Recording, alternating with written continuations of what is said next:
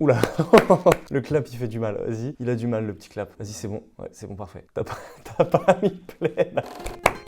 Yo les mecs, bienvenue dans cette nouvelle vidéo, j'espère que vous êtes en state. Aujourd'hui, nous allons voir les points essentiels qui feront toute la différence entre vos conversations platoniques et vos conversations où une réelle tension, une réelle alchimie sexuelle va se créer. Rendre l'atmosphère sexuelle lors d'une rencontre, c'est probablement l'étape la plus fondamentale. Et aussi stressant et anxiogène que cela puisse paraître, ayez bien quelque chose d'essentiel en tête et qui fera office de premier point de cette vidéo, à savoir les femmes sont beaucoup plus accros au sexe que vous. Je répète, toutes les femmes sont beaucoup plus sexuelles que vous ne pouvez l'imaginer. Autrement dit, le simple fait même d'être un homme sexuel est un prérequis absolument nécessaire pour réussir une rencontre. Autrement dit encore, soit vous êtes sexué, soit vous perdez la fille. Qu'est-ce que j'entends par perdre la fille? J'entends qu'elle ne vous percevra pas comme un amant potentiel. C'est aussi simple que ça. C'est une obligation, un point de passage que vous ne pouvez détourner. Voyez ça même comme l'étape numéro 1 de votre rencontre, instaurer ce cadre sexuel à la rencontre. Vous allez réfléchir avec moi, vous allez prendre votre désir le plus fou là maintenant, votre fantasme le plus inavouable, vous allez le multiplier par 100 et vous arriverez peut-être au quart de ce que l'innocente collègue de travail a déjà eu dans son esprit 150 fois en vous parlant à la machine à café, pour peu,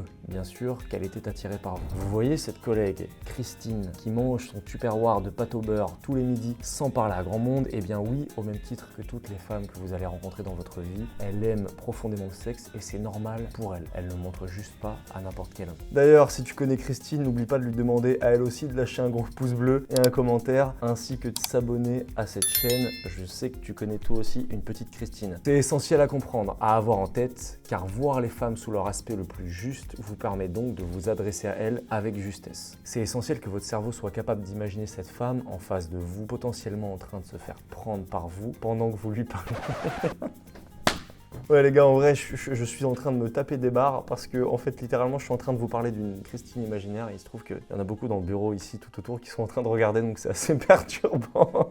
Donc, on reprend, sérieux, c'est essentiel que votre cerveau soit capable d'imaginer cette femme en face de vous, potentiellement en train de se faire prendre par vous pendant que vous lui parlez. Pourquoi? Car cela va vous conditionner à avoir le bon rapport, la bonne attitude, le ton juste pour vous adresser à elle. Il sera beaucoup plus facile pour vous de faire preuve de sous-entendus pertinents ou de switcher de sujet de conversation sur des choses beaucoup plus stimulantes si vous avez ça en tête. C'est le moyen le plus simple d'instaurer un rapport homme-femme dans vos rencontres et c'est ce rapport qui sera l'exterminateur, et oui j'utilise bien ce mot, de toutes les phrases du type « j'ai un copain, je ne suis pas intéressé, je ne couche pas le premier soir » et toutes les objections de la sorte. Je connais des hommes extrêmement sociables qui ont une tchatch et une créativité d'enfer. Les femmes sont extrêmement réceptives, mais ils perdent de l'intérêt au fur et à mesure de l'avancée de la rencontre car ils sont incapables d'instaurer correctement ce rapport dont je suis en train de vous parler. Ils ne vont pas assez loin car ils ont peur de le faire. La capacité à créer cette atmosphère, elle est directement liée à l'histoire que vous vous racontez dans votre tête. Et si vous mettez des limites à cette histoire, par exemple en n'imaginant pas une seule seconde que cette femme en face de vous, vous pouvez là maintenant tout de suite coucher avec elle, que c'est totalement en dehors de votre réalité, si vous n'imaginez pas ça, alors vous ne saurez pas vous adresser à cette femme de la bonne manière. Si j'ai pas la conviction profonde que je peux gagner cette course, c'est évident que mon corps ne va pas mettre en application toutes ses ressources physiques pour gagner la course. Le deuxième point de cette vidéo, c'est probablement le plus fondamental, on n'en a jamais parlé de cette manière-là sur la chaîne, alors écoute attentivement. La tonalité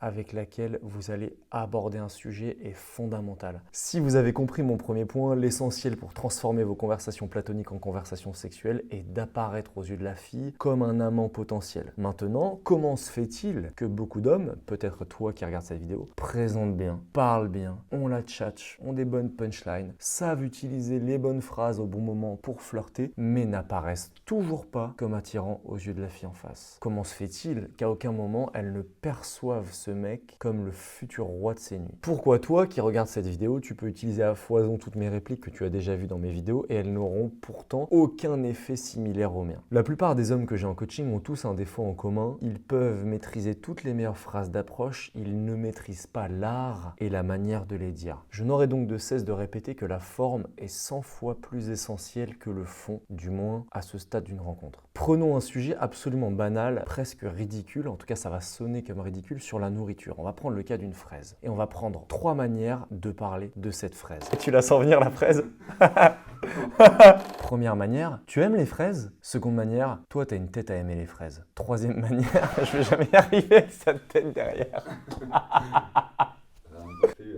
La petite fraise. Non, en vrai, on rigole, mais c'est un vrai sujet. Prenons un sujet absolument banal, presque ridicule sur la nourriture. On va prendre le cas d'une fraise. Oh le bâtard, je vais jamais la sortir, frère. Bzzz.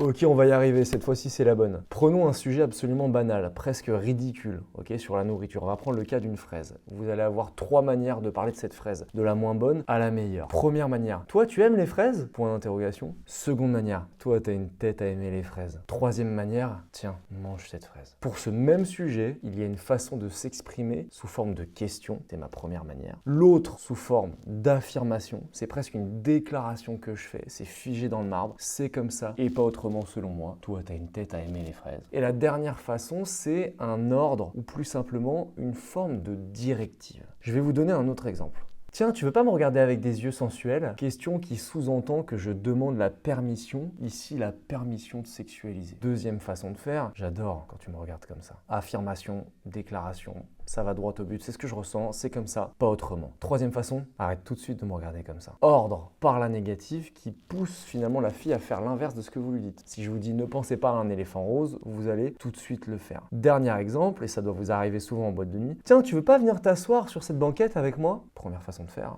Deuxième façon de faire. Tiens, j'ai envie d'aller m'asseoir là-bas. Troisième façon de faire, vous regardez la fille dans les yeux et tu dis viens par là. On a donc en 1 une question, en 2 une affirmation et en 3 une commande, un ordre, une directive. Et à chaque fois, il y a une intonation de voix qui est associée à cette manière de faire. À chaque fois, dans tous mes exemples, dans le cas de la question, l'intonation ne fait pas rêver. Ok, ça part dans les aigus comme ça. C'est pas très masculin. On s'excuse presque d'être un homme avec cette intonation qui part vers les aigus. Je peux prendre ton numéro, s'il te plaît? On perd de l'ascendant en cherchant à créer le rapport. Celui qui pose les questions est toujours celui qui cherche à créer le rapport. Donc ça, c'était pour le cas de la question. Dans le cas de la déclaration et de l'ordre, on ressent presque une forme de pression, de tension. Et c'est elle qui va changer toute l'atmosphère de votre rencontre. Je vais prendre ton numéro et on va se revoir. Ce n'est pas pour rien que l'on parle de tension sexuelle. Pour qu'elle se ressente, vous devez générer cette tension par votre intonation. Et vous avez vu, moins je vais vers l'interrogatif, plus l'intonation de ma voix devient d'elle-même masculine. La plupart des hommes cherchent par manque de confiance en leur capacité ou en leur pouvoir d'attraction à créer du rapport. D'où l'utilisation d'une question. Un vrai homme ne cherche pas à créer du rapport, c'est la fille qui va le faire à sa place. Et ça passe par cette façon de parler qui ne passe rarement, si ce n'est jamais en réalité, par l'interrogative. Petit aparté, que ce soit pour la déclaration ou l'ordre, j'ai toujours, même si là je force un peu pour être sérieux, j'ai toujours un peu ce petit smirk, ce petit sourire un peu en coin dans mon attitude qui laisse sous-entendre une forme de non prise au sérieux. Et c'est cette attitude, donc ce smirk additionné à l'intonation qui rend n'importe quel sujet, même le plus banal, comme un sujet puissant pour sexualiser votre rencontre. Notez que toutes ces techniques, nous les approfondissons en long, en large et en travers sur le canal Telegram, le lien est dans la description, et tu vas vraiment trouver des putains de pépites. Je te fais des audios de 20 minutes sur tous les sujets. Il y a 1 milliard d'exemples, des screens de conversation, bref, tout est là-bas, t'as qu'à cliquer, le lien est dans la description. Donc on te balance du très très sale sur Telegram et pour tous ceux qui veulent prendre des coachings, c'est très simple, tu nous envoies un mail, le mail est dans la description. Le troisième point, c'est oublie toute volonté d'apparaître comme agréable. La mentalité de vouloir apparaître comme agréable va à l'encontre de toute dynamique du désir chez une femme. Elle a besoin de ressentir un maximum de choses selon un spectre d'émotions le plus large possible. Dire non, ne pas demander la permission, rentrer dans la contradiction, brusquer, apparaître brutalement confiant. Bien que toutes ces dynamiques peuvent être perçues comme un peu trop, il en fait un peu trop, mieux vaut rouler trop vite que pas assez. Mieux vaut ralentir après avoir été trop vite plutôt que de rester confortable à 110, tranquille, les doigts en éventail. Je préfère que l'on parle de vous selon le terme « wow ».